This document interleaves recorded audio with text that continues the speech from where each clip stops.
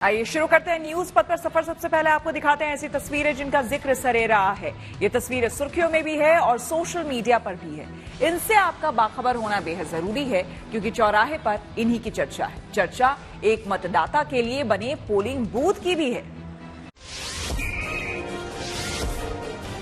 भारत दौरे पर आए सिंगापुर के राष्ट्रपति की सादगी का एक वीडियो सोशल मीडिया पर वायरल हो गया। इसमें वो राजस्थान के जैसलमेर में ऑटो से सफर करते नजर आए।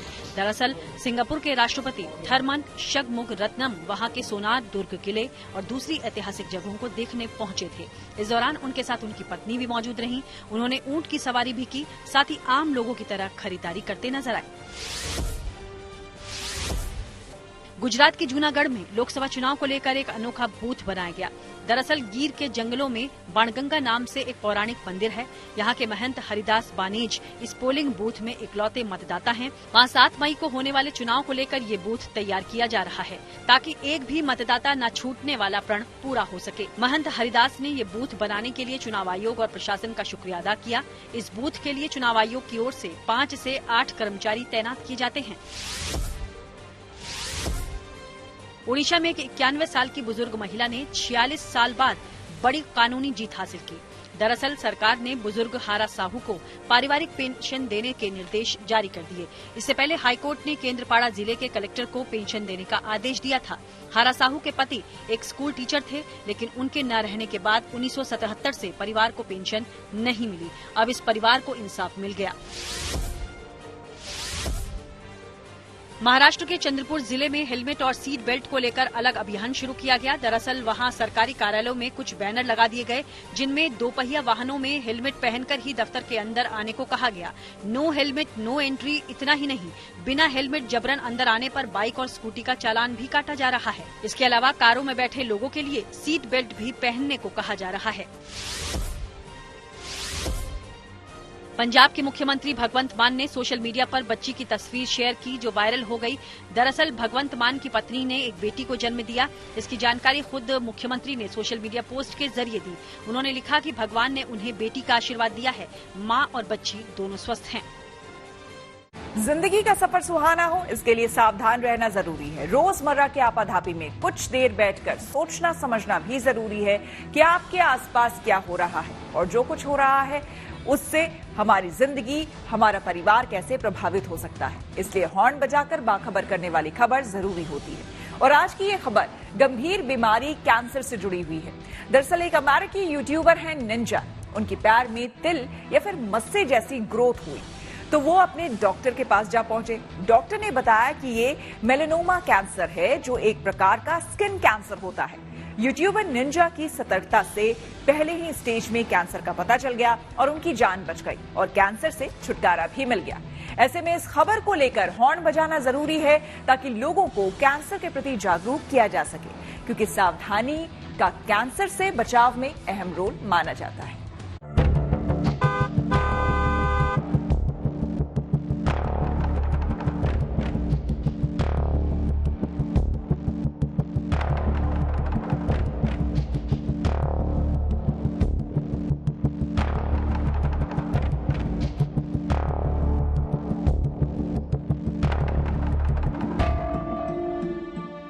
कैंसर एक ऐसी बीमारी है जो जरा सी लापरवाही से जानलेवा हो जाती है। कैंसर को दुनिया की सबसे गंभीर और जानलेवा बीमारियों में से एक माना गया है। अगर इस बीमारी के बारे में शुरू में पता चल जाए तो मरीज के बचने की उम्मीद ज्यादा होती है, लेकिन अगर देर हो जाए तो ये लाइलाज हो जाती है।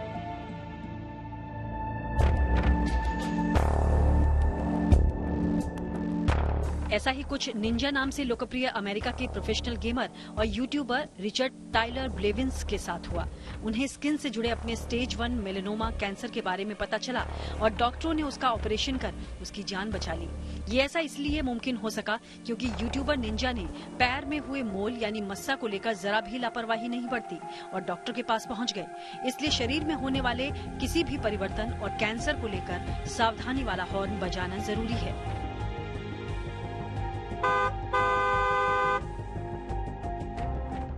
दरअसल यूट्यूबर निंजा के पैरों के तलवे में एक मोल था जिसे वो अपने स्किन एक्सपर्ट को दिखाने गए तो उन्हें मालूम हुआ कि एक मेलानोमा कैंसर है। डॉक्टर्स ने उन्हें ये भी बताया कि किसी भी तिल या मस्सा को हटवाने के बाद भी सतर्क रहा जाए, क्योंकि ये मेलानोमा के रूप में भी वापस आ सकता है। सबसे पहले समझते हैं मेलानोमा कैंसर क्या है। मेलानोमा एक प्रकार का स्किन कैंसर है जो मेलानोसाइट्स में शुरू होता है। मेलानोसाइट्स वो सेल्स होती हैं जो कलर पिगमेंट बनाती हैं और ये त्वचा को उसका रंग देने का काम करती हैं। इस पिगमेंट को मेलेनिन कहा जाता है। मेलानोमा अक्सर उन क्षेत्रों में विकसित होता है जहां सूरज का संपर्क होता है। इसमें हाथ, पीठ, चेहरा और पैर शामिल है। पर मेलानोमा शरीर के उन क्षेत्रों में भी हो सकता है जो सूर्य के संपर्क में नहीं आते हैं। मसलन इसमें पैरों के तलवे, हाथों की हथेलियां और नाखून भी शामिल हैं। इसके अलावा मेलानोमा शरीर के अंदर भी हो सकता है, इसलिए इसके शुरुआती लक्षणों पर ध्यान देने की जरूरत है। ये 3 प्रकार का होता है। स्किन कैंसर्स जो कॉमनेस्ट होते हैं वो 3 तरह के होते हैं। एक होता है स्क्वेमस सेल कार्सिनोमा, एक होता है बेसल सेल कार्सिनोमा और the last one is a malignant melanoma. Basal cell carcinoma बहुत ओल्ड एज में होता है, 60-70 साल के बाद, और उसकी जो साइट्स हैं फेस पर ज़्यादातर पाया जाता है। एंगल ऑफ आई का कैंथस हो गया, एंगल ऑफ नोज हो गया, तो इस तरह, और लिप के एंगल पे हो गया, तो इस तरह से फेमस होता है, मतलब कॉमनेस्ट होता है। एंड जो स्क्वेमस सेल कार्सिनोमा होता है वो शरीर के किसी भी पार्ट ऑफ द स्किन पे पाया जा सकता है। तीसरा जो मैलिग्नेंट मेलानोमा होता है वो यूजुअली लिम्स पे पाया जाता है। अब आपको बताते हैं मेलानोमा कैंसर के शुरुआती लक्षण के बारे में। मेलानोमा के लक्षण शरीर पर कहीं भी दिखाई दे सकते हैं, इसलिए आपको कुछ बातों पर नजर रखना जरूरी है, जैसे असामान्य आकार वाले तिल या मस्सा का शरीर पर होना। अगर तिल या मस्सा है तो उसके रंग में बदलाव, तिल या मस्सा के आकार में परिवर्तन या बदलाव, और लक्षणों में परिवर्तन, मसलन खुजली या ब्लीडिंग। कोई भी हमारे शरीर में पुराना मस्सा हो जिसका कलर चेंज हो जाए एकदम और एक जल्दी से बढ़ने लगे, या ब्लीडिंग हो उसमें से, या फिर हार्ड हो जाए, तो ये सब सिम्टम्स हैं कि उसकी बायोप्सी होनी चाहिए। और बायोप्सी के करने के बाद ही हमें पता चलता है वो कैंसरस है कि नहीं है। इसके अलावा आपके शरीर के बाहरी भाग में किसी प्रकार की गांठ, स्किन पर धब्बे, आकृति या रंग में परिवर्तन या नई ग्रोथ, तो हो जाएं आप सतर्क और डॉक्टर से जरूर मिलें, क्योंकि स्किन और कैंसर का इलाज संभव है अगर इसे जल्द पहचान लिया जाए। स्किन कैंसर का इलाज सर्जरी से संभव है। रेडिएशन थेरेपी से भी कैंसर का इलाज किया जाता है। इस थेरेपी के माध्यम से कैंसर सेल्स को रोका जा सकता है। कीमोथेरेपी भी कैंसर के इलाज का एक तरीका है। इसमें कैंसर कोशिकाओं के विकास को रोकने के लिए दवाओं का उपयोग किया जाता है। एक बार अगर कैंसर डायग्नोज हो जाता है मैलिग्नेंट मेलानोमा, तो हम देखते हैं पेट स्कैन करा के ये लोकलाइज्ड है कि स्प्रेड है। अगर लोकलाइज होता है तो हम लोग एम्पुटेशन भी करना पड़ सकता है, अगर वो डिस्टल फिंगर्स में है जो कॉमनली पाया जाता है, और उसको सर्जरी करके विद एडिक्वेट मार्जिन दिया जाता है इसमें, ताकि उसके जो माइक्रोमेटास्टेसिस है वो क्लियर हो जाए। और अगर वो सिस्टेमिक डिजीज है तो फिर सर्जरी का रोल थोड़ा कम हो जाता है। ऐसे केसेस में हम लोग फिर इम्यूनोथेरेपी एंड टारगेट थेरेपी का सहारा लेते हैं। कीमोथेरेपी का बहुत ज्यादा रोल नहीं होता। WHO के अनुसार दिल की बीमारी के बाद दुनिया भर में होने वाली मौतों की दूसरी सबसे बड़ी वजह कैंसर ही है। हर साल दुनिया भर में कैंसर के आने वाले कुल मामलों में से 60% से ज्यादा अविकसित और विकासशील देशों में होते हैं, जो विश्व में कैंसर से होने वाली मौतों का लगभग 70% है। WHO का अनुमान है कि दुनिया में होने वाली हर 6 मौतों में से 1 कैंसर से होती है। पुरुषों में लंग्स, प्रोस्टेट, कोलोरेक्टर, स्टमक और लीवर कैंसर आम हैं। वहीं महिलाओं में ब्रेस्ट, कोलोरेक्टल, लंग्स, सर्विकल और थायराइड कैंसर सामान्य तौर पर होता है। दुनिया के बाकी देशों की तरह भारत में भी कैंसर अपने पांव पसारता जा रहा है।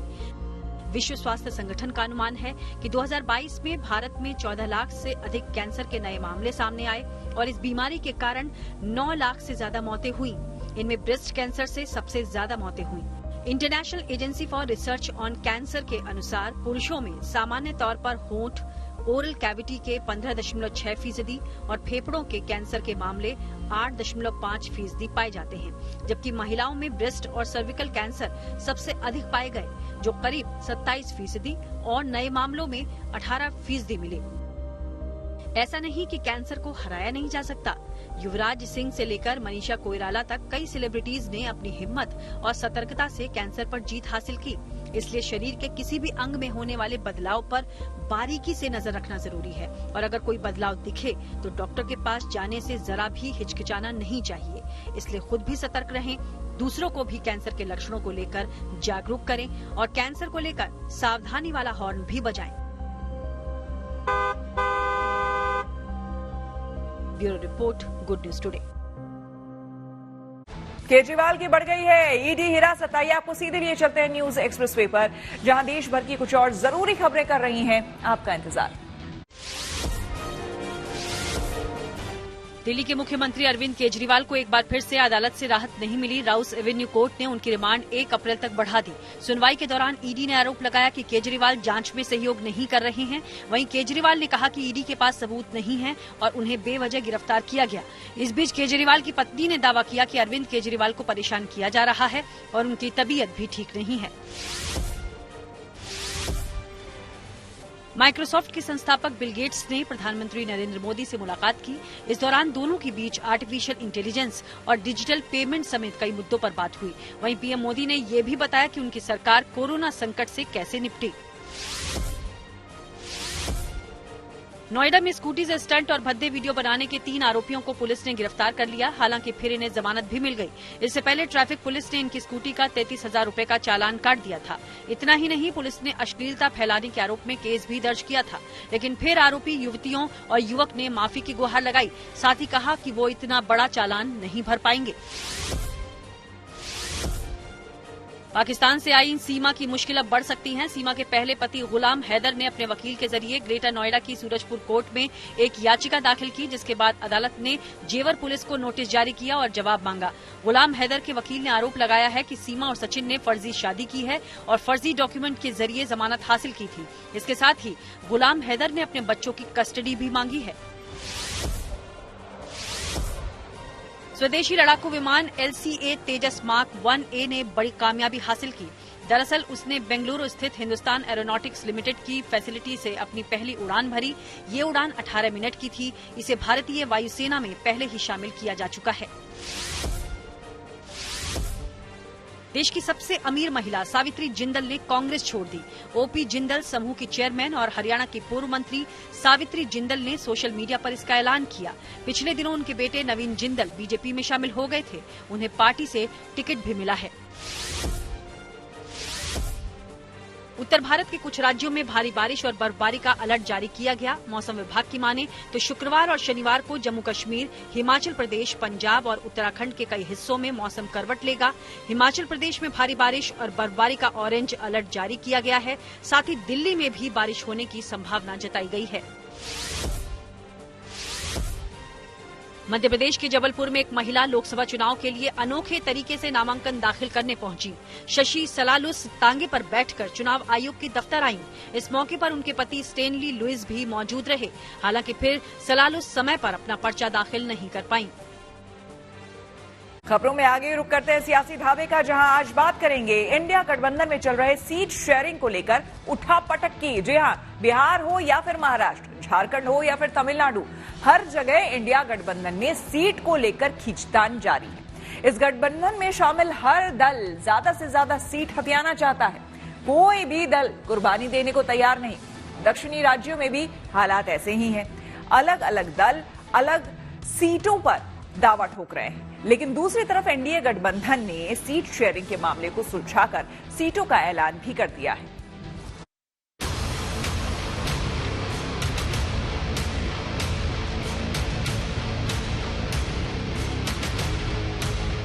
एनडीए गठबंधन में सीटों का फॉर्मूला तय हो गया है। बीजेपी ने अब तक 407 उम्मीदवारों को टिकट थमा भी दिया है, लेकिन इंडिया गठबंधन में अभी तक सीट शेयरिंग फाइनल नहीं हो पाई है। हालांकि कांग्रेस ने उत्तर प्रदेश में समाजवादी पार्टी और दिल्ली में आम आदमी पार्टी के साथ सीटों के बंटवारे का फॉर्मूला तय कर लिया है, लेकिन तमिलनाडु, पश्चिम बंगाल, महाराष्ट्र, जम्मू कश्मीर, बिहार और झारखंड में इंडिया गठबंधन की गाड़ी सीट शेयरिंग को लेकर अटकी हुई है। सबसे पहले बात महाराष्ट्र की। महाराष्ट्र में लोकसभा की 48 सीटें हैं। सूत्रों के हवाले से खबर है कि कांग्रेस 16 सीटों पर, शिवसेना उद्धव गुट 23 सीटों पर और एनसीपी शरद गुट 10 सीटों पर चुनाव लड़ेगी। लेकिन जिन सीटों पर सबसे ज्यादा पेच फंसा हुआ है वो south central Mumbai, north west Mumbai और सांगली सीट है। कांग्रेस शिवसेना ने उम्मीदवारों का ऐलान भी कर दिया है, जिसके बाद असली लड़ाई सामने आ गई है। एक तरफ शरद पवार ने गठबंधन धर्म नहीं निभाने को लेकर नाराजगी जताई है, तो दूसरी तरफ संजय निरुपम ने नॉर्थ वेस्ट सीट से दावेदारी कर दी है, जबकि शिवसेना ने अमोल कीर्तिकर को यहां से उम्मीदवार बनाया है। फिर भी इंडिया गठबंधन के नेताओं का मानना है कि जल्द ही मामले को सुलझा लिया जाएगा।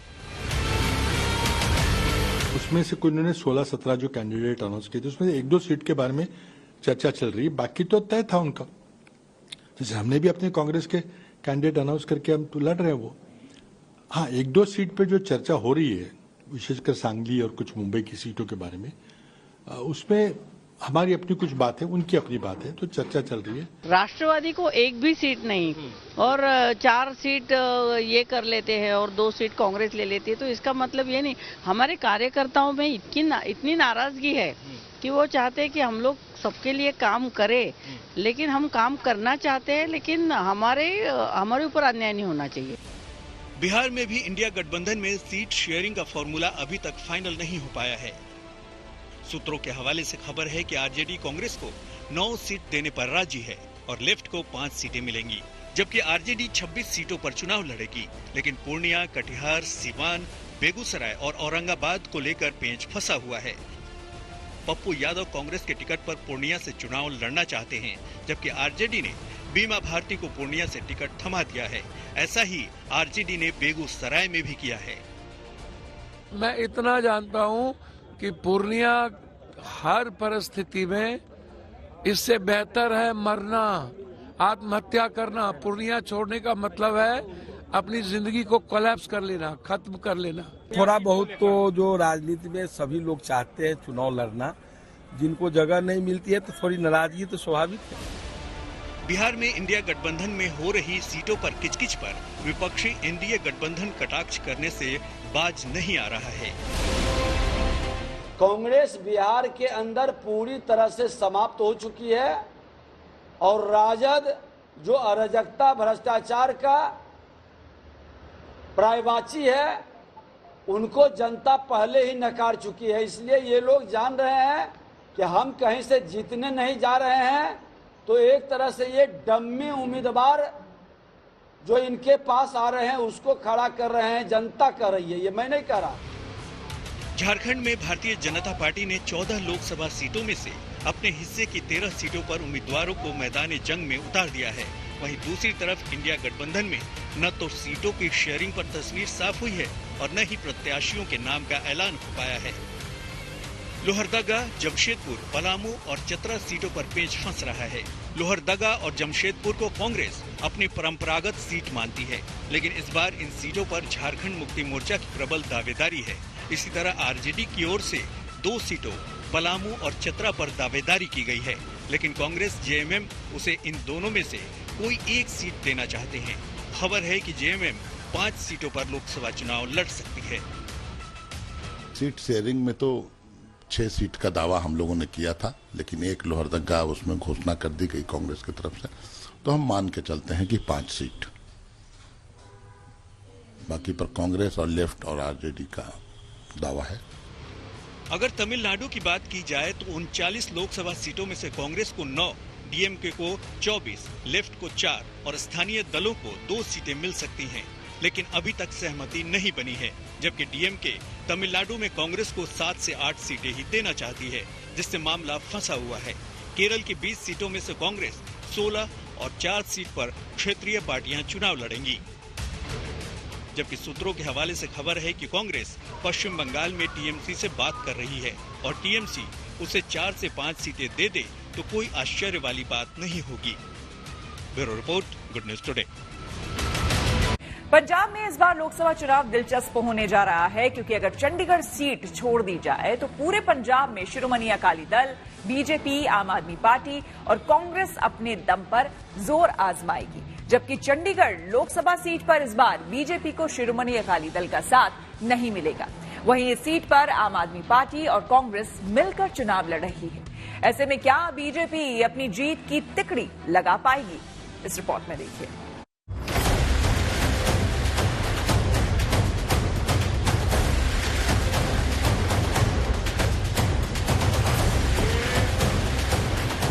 2024 लोकसभा चुनाव में जीत के लिए सियासी दल हर हथकंडे अपनाने के लिए तैयार हैं। हर दिन सियासी उठापटक देखने को मिल भी रहा है। 400 पार का नारा लेकर चुनावी समर में उतरे बीजेपी इस बार पंजाब में अकेले ही चुनाव लड़ने के लिए कमर कस रही है, इसलिए वो जमकर बैटिंग भी कर रही है। एक तरफ वो आम आदमी पार्टी के एकमात्र सांसद सुशील कुमार रिंकू को बीजेपी में ले आई है, तो लुधियाना से कांग्रेस के सांसद रवनीत सिंह बिट्टू ने भी भगवा पट्टा ओढ़ लिया है। लेकिन इस बार पंजाब में बीजेपी की राह में काफी रोड़े हैं। पहली तो बीजेपी को इस बार शिरोमणि अकाली दल का साथ नहीं मिल रहा, जिसकी वजह से चंडीगढ़ ही नहीं कई सीटों पर इसका सीधा सीधा असर देखने को मिल सकता है। जबकि दूसरी ओर आम आदमी पार्टी और कांग्रेस मिलकर चंडीगढ़ में लोकसभा का चुनाव लड़ रहे हैं। ये बहुत से मुद्दे हैं, मुलाजमों का मुद्दा है, डेपुटेशन का मुद्दा है, जो जिन्होंने सेंटर के रूल लगा दिए यहाँ से यहाँ पे वो उसका मुद्दा है। बहुत से मुद्दे हैं, हम लोगों के बीच जाएंगे, अपनी बात रखेंगे और ये बिल्कुल बीजेपी को परेशानी तो होगी ही हमारी, क्योंकि हमसे बेहतर कौन जानता है उनको। जानकारों का मानना है कि कांग्रेस और आम आदमी पार्टी सिर्फ चंडीगढ़ में मिलकर चुनाव लड़ रहे हैं, जबकि पंजाब की बाकी सीटों पर उनका गठबंधन नहीं है, इसलिए कोई खास फायदा उन्हें नहीं मिलेगा। चंडीगढ़ में जीत बीजेपी को ही मिलेगी। बीजेपी का इस समय पॉलिटिकल नैरेटिव है, उसकी ज्यादा अपील है, तो मुझे ये लगता है कि इस इलेक्शन में बीजेपी को उसका फायदा जरूर मिलेगा। ठीक है। और जो आम आदमी पार्टी और कांग्रेस की अलायंस चंडीगढ़ में है, वो अलायंस आगे चलने वाली नहीं है, क्योंकि पंजाब में ही उनकी आपस की अलायंस नहीं है। तो ये मुझे लगता है कंफ्यूज सिग्नल देगी, ना कि दोनों को कोई एडवांटेज देगी। लेकिन कांग्रेस के अपने दावे हैं। उसका कहना है कि आम आदमी पार्टी का साथ मिलने से चंडीगढ़ में इंडिया गठबंधन के उम्मीदवार की जीत होगी, जबकि चंडीगढ़ में बीजेपी जीत की वजह बता रही है। 10-15 हजार वोट का मैं समझता हूँ अकाली दल का यहाँ पे एक वोट बैंक है चंडीगढ़ के अंदर, और अगर वो भाजपा से माइनस होता है और यहाँ से हमारा आम आदमी पार्टी का प्लस होता है, तो मुकाबला बहुत इंटरेस्टिंग होगा। और मैं समझता हूँ कि चंडीगढ़ के अंदर कांग्रेस पार्टी और इंडिया ब्लॉक के जो उम्मीदवार है उसकी शानदार जीत होगी। हमारी स्ट्रेंथ, हमारी अचीवमेंट्स हैं, जो आज मोदी सरकार ने 10 साल में हिंदुस्तान में 90% लोग जो हैं कुछ ना कुछ किसी न किसी तरीके से बेनिफिशियर हैं मोदी गवर्नमेंट की पॉलिसीज के बारे में और उनकी डिलीवरीज और अचीवमेंट्स के बारे में, और लोग समझते हैं कौन सी पार्टी देश को कहां पहुंचा सकती है। ये एक नेशनल इलेक्शन है। वैसे पंजाब में इस बार मुकाबला चौतरफा और दिलचस्प रहने वाला है, यानी बीजेपी, शिरोमणि अकाली दल, आम आदमी पार्टी और कांग्रेस अलग अलग चुनावी समर में ताल ठोक रहे हैं। प्रधानमंत्री नरेंद्र मोदी 400 सीटें पार करने की ताल ठोक चुके हैं, लेकिन सियासी पंडितों की माने तो शिरोमणि अकाली दल बीजेपी की राह में बड़ा रोड़ा बन सकता है। अब ऊंट किस करवट बैठता है, ये तो आने वाला वक्त ही तय करेगा। वीडियो जर्नलिस्ट गिरीश दुर्गापाल के साथ ललित शर्मा, चंडीगढ़। न्यूज पर उत्तर आगे है धन बाजार, जहां शेयर बाजार से लेकर कारोबार तक की सभी अहम खबरें होती हैं और इसका सीधा रिश्ता आपकी आमदनी आपकी जेब से होता है। तो तेज रफ्तार खबरों के बीच ये जरूरी खबरें छूट न जाए, इसलिए सीधे आपको लिए चलते हैं धन बाजार। गुरुवार को शेयर बाजार में तेजी दर्ज की गई। 3 शेयरों वाला सेंसेक्स 655 अंक उछला और ये 73,651 अंकों पर बंद हुआ। वहीं निफ्टी में 203 अंकों की बढ़ोतरी दर्ज की गई, जो 22,327 अंक पर बंद हुआ। आज से 25 कंपनियों के शेयरों के लिए T+0 सेटलमेंट साइकिल का बीटा वर्जन ऑप्शनल लागू हो गया। T+0 सेटलमेंट के मायने हैं कि ट्रांजैक्शन वाले दिन ही सेटलमेंट, यानी कि निवेशकों के अकाउंट में शेयरों की खरीद और बिक्री से जुड़ा ट्रांजैक्शन उसी दिन दिखने लगेगा। बता दें कि भारतीय शेयर बाजार में इससे पहले सभी स्टॉक्स के लिए T+1 सेटलमेंट साइकिल लागू थी, यानी निवेशकों के खाते में शेयर्स की खरीद बिक्री से जुड़ा ट्रांजैक्शन एक दिन बाद दिखता था। HDFC सिक्योरिटीज के मुताबिक गुरुवार को सराफा बाजार में सोने का भाव 350 रुपए बढ़ गया, जिसके बाद प्रति 10 ग्राम सोने की कीमत 67,350 रुपए हो गई। वहीं चांदी के रेट में भी 200 रुपए का इजाफा हुआ, जिसके बाद 1 किलो चांदी की कीमत 77,250 रुपए हो गई। अडानी ग्रुप ने अंबुजा सीमेंट्स में 6,661 करोड़ रुपए का ताजा निवेश किया।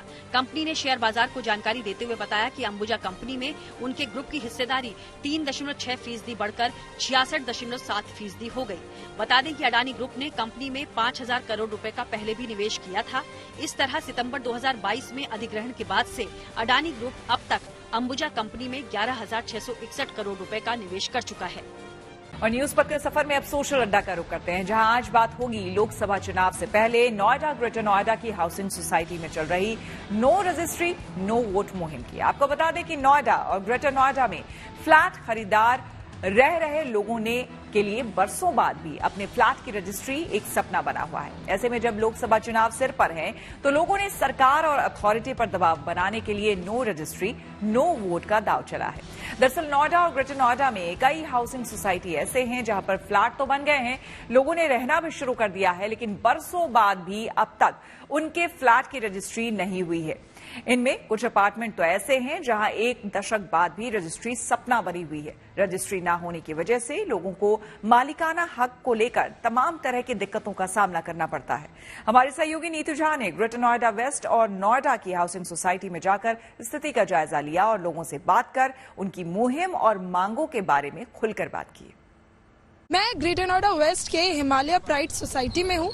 यहाँ पर कुंज को कहूंगी कि एक बार ये तस्वीरें दिखाए। नो रजिस्ट्री नो वोट के पोस्टर लगे हैं। लोग भी मेरे साथ मौजूद हैं, उनसे ही समझते हैं कि आखिर ये मसला क्या है। सबसे पहले आपसे जानना चाहूंगी, क्योंकि कई सालों से आप ये मुद्दा उठा रहे हैं कि जब तक रजिस्ट्री नहीं होगी वोट नहीं डालेंगे। क्या है ये मसला? पूरी सोसाइटी में ये पोस्टर क्यों लगाए गए? मसला ये है, अधिकारियों की सांठगांठ बिल्डर के साथ हुई, बिल्डर की सांठगांठ बैंकों से हुई, बैंकों ने हमसे पैसा लिया, होम बायर का घटक लिया। अधिकारियों को पैसा लेना था स्लैब वाइज, अधिकारियों ने पैसा नहीं लिया, बिल्डर ने हमसे सारा पैसा ले लिया। हमारा पैसा तो पूरा चले गया, बिल्डर का पैसा थोटी पे नहीं गया। अब गलती अधिकारियों की है, उसको छुपाने के लिए ये बिल्डर को प्रेशराइज कर रहे हैं और बिल्डर को डिस्काउंट दिया जा रहा है।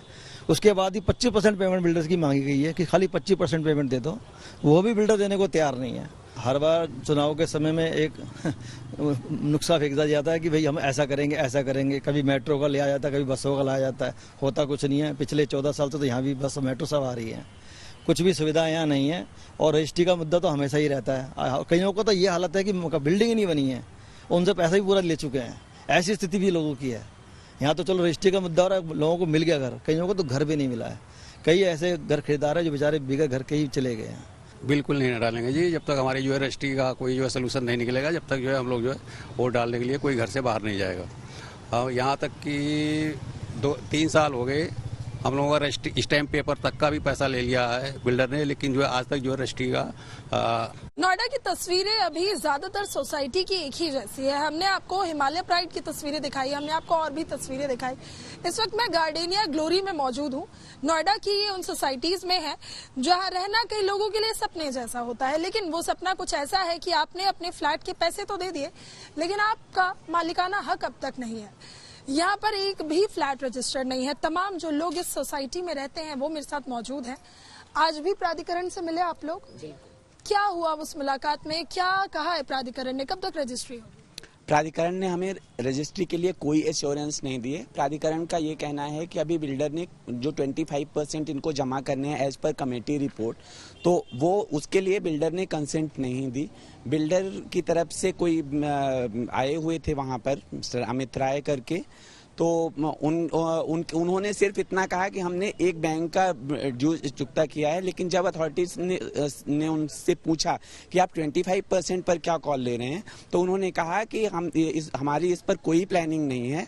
वो सिर्फ एक पीछे टावर डी बना हुआ है जो इलीगल बिल्डर ने बनाया हुआ है। वो ये कह रहे हैं कि इसको हम 15,000 के कीमत पर बेचेंगे, 15,000 पर स्क्वायर फीट, और उसी से वो ड्यूज चुकाएंगे, जबकि इस सोसाइटी की प्राइस ही 5,000 रुपए की है।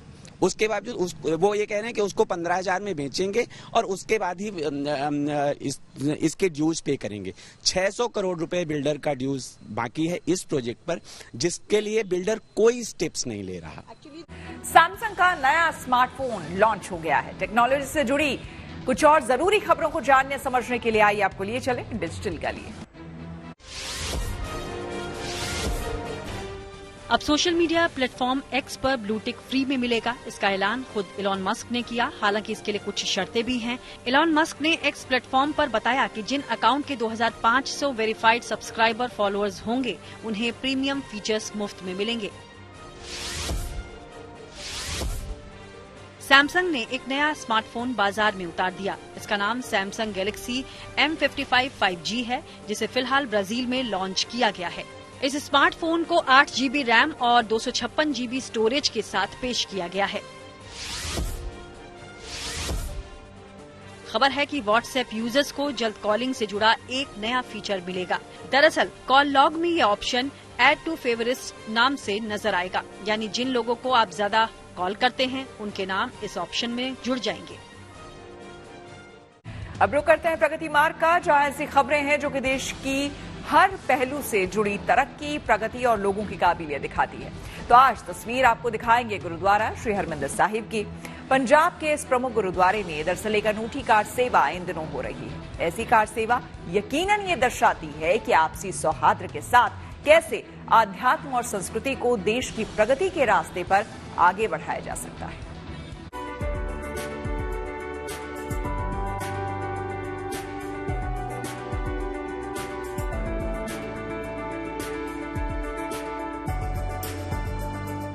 पंजाब के अमृतसर में आस्था के इस पवित्र दरबार के चप्पे चप्पे पर सफाई अभियान चलाया जा रहा है, जिसकी सेवा करने आए ये लोग खुद को खुशनसीब मान रहे हैं।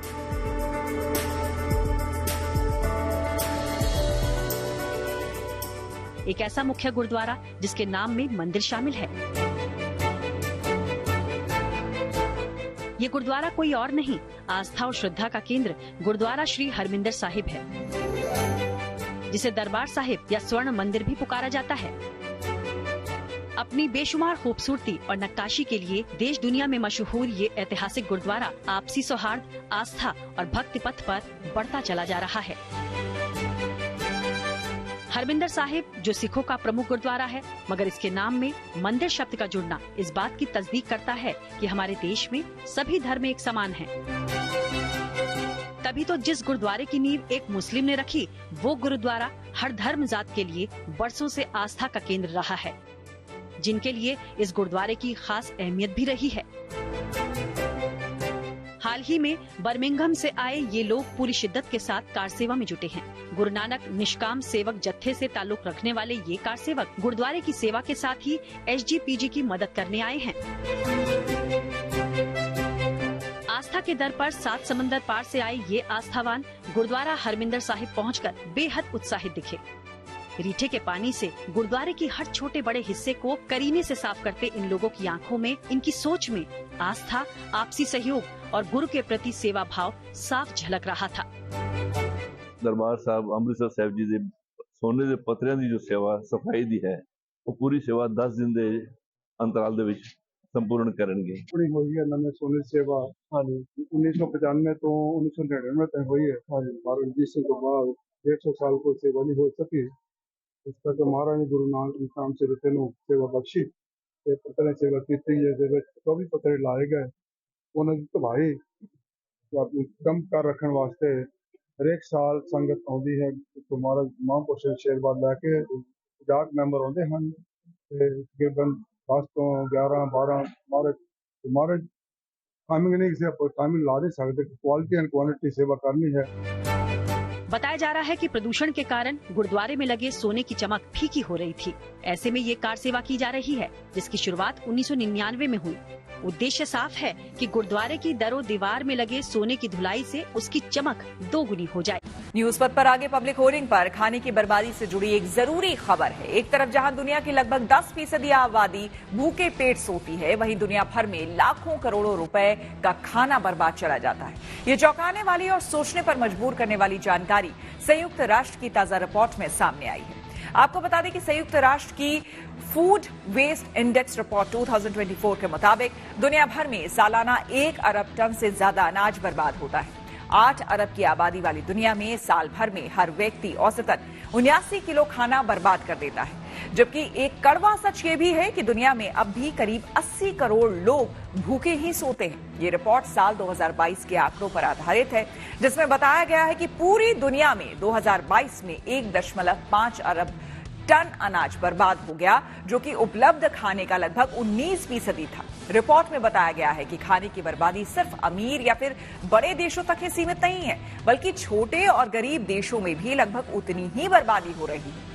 खाना बर्बाद करने वाले देशों में भारत भी पीछे नहीं है। भारत में लगभग 7.81 करोड़ टन खाना बर्बाद होता है। इस हिसाब से सालाना हर भारतीय औसतन 55 किलो खाना बर्बाद कर देता है। हालांकि शहरों की तुलना में गांव में खाने की बर्बादी कम है, क्योंकि गांव में पालतू जानवर ज्यादा होते हैं और बचा हुआ खाना उनमें बढ़ जाता है। रिपोर्ट के अनुसार खाने की सबसे ज्यादा बर्बादी परिवारों में होती है। 63.1 करोड़ टन यानी कि लगभग 60% खाना परिवारों में ही बर्बाद होता है। इसके बाद 29 करोड़ टन खाना फूड सर्विस सेक्टर और 13 करोड़ टन खाना रिटेल सेक्टर में बर्बाद हुआ। हालांकि कई देशों में खाने की बर्बादी में कमी लाने के तरीकों पर काम हो रहा है। ब्रिटेन, ऑस्ट्रेलिया, इंडोनेशिया, मेक्सिको और साउथ अफ्रीका सहित कुछ देशों में खाने की बर्बादी में कमी आई है। इसी के साथ न्यूज पथ में मेरे यानी कि श्वेता झा के साथ फिलहाल इतना ही। देश दुनिया के तमाम पॉजिटिव खबरों के लिए आप देखते रहिए गुड न्यूज टुडे।